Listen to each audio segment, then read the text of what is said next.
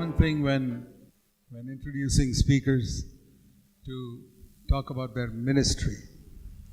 ಬಹಳ ಸಾಧಾರಣವಾದ ವಿಷಯ ಒಬ್ಬ ಬೋಧಕರನ್ನ ಜನರಿಗೆ ಪರಿಚಯ ಮಾಡಿಸುವಾಗ ಅವರ ಕಾರ್ಯಗಳ ಬಗ್ಗೆ ಅಥವಾ ಸೇವೆಗಳ ಬಗ್ಗೆ ಹೇಳುವಂಥದ್ದು. And in the Christian world there's a lot of emphasis on ministry. ಈ ಕ್ರಿಸ್ತಿಯ ಲೋಕದಲ್ಲಿ ನಾವು ನೋಡಿದರೆ ಸೇವೆಯ ಬಗ್ಗೆ ಬಹಳ ಒತ್ತು ಹೇಳುವಂಥ ಹವ್ಯಾಸವಿದೆ. How much you preached, how much you've written, and where you've traveled, and so many things. ನೀವು ಎಷ್ಟು ಪ್ರಸಂಗ ಮಾಡಿದ್ದೀರಾ, ಎಷ್ಟು ಪುಸ್ತಕಗಳನ್ನು ಬರೆದಿದ್ದೀರಾ, ಎಷ್ಟು ಪ್ರಯಾಣ ಮಾಡ್ತೀರಾ, ಈ ವಿಷಯಗಳ ಬಗ್ಗೆ. But when we stand before the Lord in the final day, ಆದರೆ ಕರ್ತನ ಬಗ್ಗೆ ಕಡೆಯ ದಿವಸ, ನ್ಯಾಯ ತೀರ್ಮಾನ ದಿವಸ ನಿಂತ್ಕೊಂಡಾಗ He is not going to look at any of those things. ಕರ್ತನು ಇದರಲ್ಲಿ ಯಾವುದನ್ನು ನೋಡೋದಿಲ್ಲ. He is going to look at the heart. ಅಲ್ಲಿ ಅವರು ಹೃದಯವನ್ನ ಪರಿಶೀಲಿಸ್ತಾರೆ. How did you live? ಹೇಗೆ ನೀವು ಜೀವಿಸಿದ್ರಿ? How did you live with your wife at home? ನಿಮ್ಮ ಮನೆಯಲ್ಲಿ ನಿಮ್ಮ ಹೆಂಡತಿಯ ಜೊತೆ ಹೇಗೆ ಜೀವನ ನಡೆಸಿದ್ರಿ? How did you bring up your children? ನಿಮ್ಮ ಮಕ್ಕಳನ್ನ ಹೇಗೆ ಬೆಳೆಸಿದ್ರಿ? Even if you never preached a sermon, ನೀವು ಯಾವುದೇ ಒಂದೇ ಒಂದು ಪ್ರಸಂಗವನ್ನು ಮಾಡಿಲ್ಲ ಅಂದ್ರೆ ಪರವಾಗಿಲ್ಲ. never traveled anywhere, ಎಲ್ಲೂ ಪ್ರಯಾಣ ಮಾಡಿಲ್ಲ ಅಂದ್ರೂ ಪರವಾಗಿಲ್ಲ, except your own country, ನಿಮ್ಮ ಸ್ವಂತ ದೇಶವನ್ನು ಬಿಟ್ಟು. Jesus was like that. ಯೇಸು ಸ್ವಾಮಿ ಹಾಗೆ ಇದ್ರು. If we were to introduce Jesus in a public meeting, ಯೇಸು ಸ್ವಾಮಿಯನ್ನ ಯಾವುದೋ ಒಂದು ಸಾರ್ವಜನಿಕ ಕೂಟದಲ್ಲಿ ಪರಿಚಯಿಸಬೇಕು ಅಂದ್ರೆ we'll have to say something like this.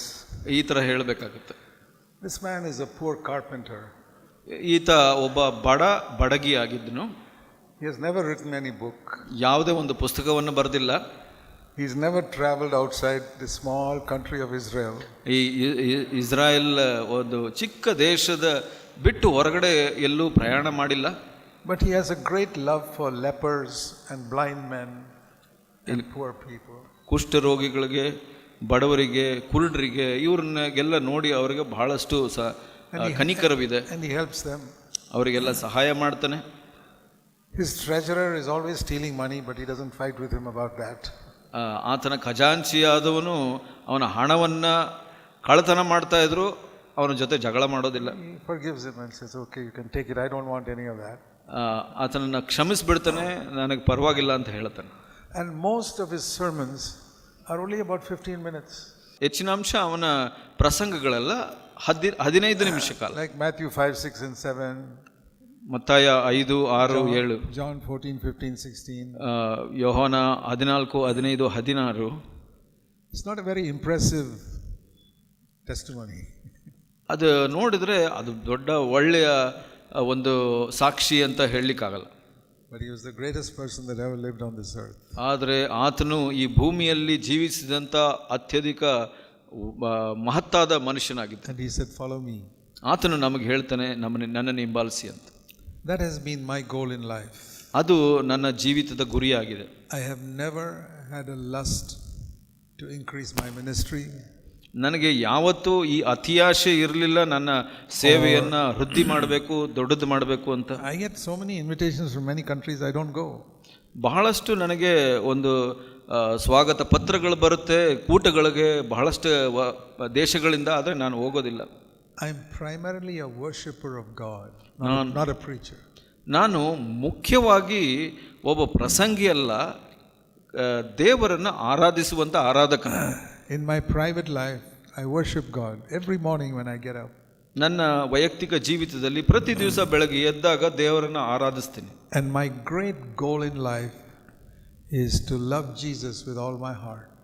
ನನ್ನ ಜೀವಿತದ ಮುಖ್ಯ ಗುರಿ ಯೇಸುವನ್ನು ನನ್ನ ಪೂರ್ಣ ಹೃದಯದಿಂದ ಪ್ರೀತಿಸುವಂತದ್ದಾಗಿದೆ. To love every human being. ಈ ಭೂಮಿಯಲ್ಲಿದ್ದಂಥ ಎಲ್ಲ ಜನರನ್ನು ಪ್ರೀತಿಸುವಂಥದ್ದು. To have no bitterness in my heart against anybody in the world. ಈ ಭೂಮಿಯಲ್ಲಿರುವಂಥವ್ರು ಯಾರ ವಿರುದ್ಧನೂ ನನ್ನ ಹೃದಯದಲ್ಲಿ ಕಹಿ ಭಾವನೆ ಇರದೇ ಇರುವಂಥದ್ದು. To always keep my heart in love. ನನ್ನ ಹೃದಯವನ್ನು ಯಾವಾಗಲೂ ಪ್ರೀತಿಯಲ್ಲಿ ಇರಿಸಿಕೊಳ್ಳುವಂಥದ್ದು. And when speaking to people, never to make them feel that they are smaller than me. ಕೂಟಗಳಲ್ಲಿ ನಾನು ಪ್ರಸಂಗ ಮಾಡುವಾಗ ಅವರು ಯಾವಾಗಲೂ ತಮ್ಮನ್ನು ತಾವು ಚಿಕ್ಕವರು ಅಂತ ಎಣಿಸಬಾರ್ದು. ಆ ಥರ even when personal conversation, I want to consider everybody as equal to me. ನನ್ನ ಈ ಒಂದು ವೈಯಕ್ತಿಕ ಸಂಭಾಷಣೆಯಲ್ಲಿ ಕೂಡ ಇತರರೊಂದಿಗೆ ಅವರು ನನಗೆ ಸಮನಾದವರು ಅಂತ ಅನಿಸ್ಬೇಕು ಅವ್ರಿಗೆ. ಹಾಗೆ Even if he's a young 20-year-old boy. ಒಬ್ಬ 20 ವರ್ಷದ ಹುಡುಗನಾಗಿದ್ರೂ ಪರವಾಗಿಲ್ಲ. That is the Christianity I believe in.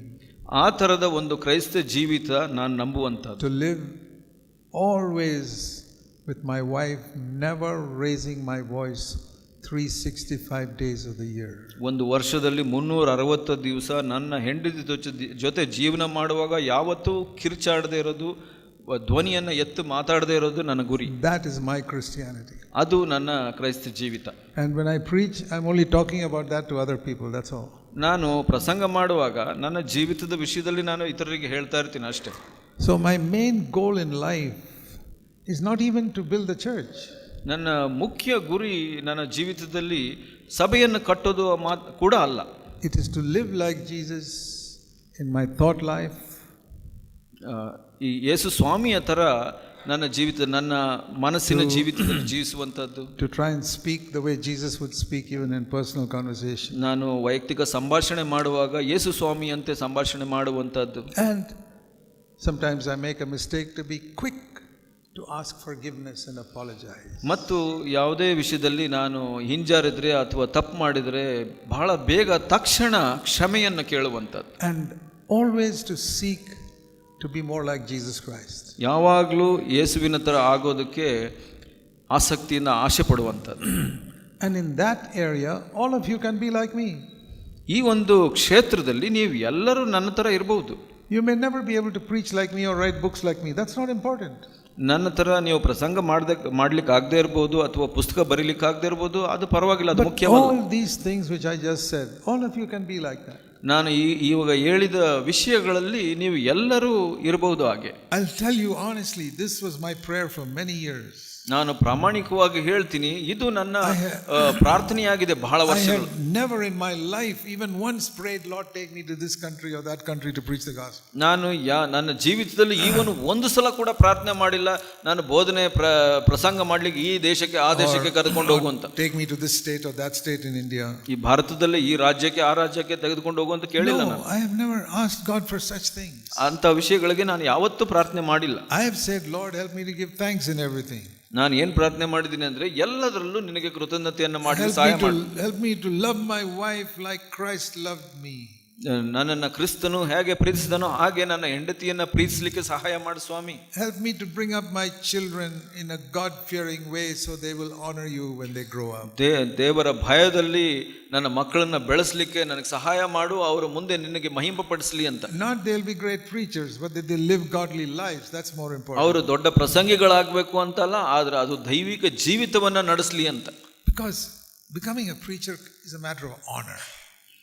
ಒಬ್ಬ ಪ್ರಸಂಗಿ ಆಗುವಂಥದ್ದು ಅದು ಗೌರವದ ವಿಷಯ. If you want to be a preacher or an elder, you can be seeking honor. ನೀವು ಒಬ್ಬ ಪ್ರಸಂಗಿ ಅಥವಾ ಹಿರಿಯನ ಆಗಬೇಕು, ಸಭಾ ಹಿರಿಯನ ಆಗಬೇಕು ಅಂದ್ರೆ ಅದು ಒಂದು ಗೌರವದ ಸ್ಥಾನ. Very dangerous. ಅದು ಬಹಳ ಭಯಾನಕವಾದ. Because you can become proud and then God will push you down. ಯಾಕೆ ಅಂದ್ರೆ ಅದರಿಂದ ನೀವು ಅಹಂಕಾರಿಗಳಾದ್ರೆ ದೇವರು ನಿಮ್ಮನ್ನ ಕೆಳಗಡೆ ತಳ್ಳಿಬಿಡ್ತಾನೆ. Don't seek for such things.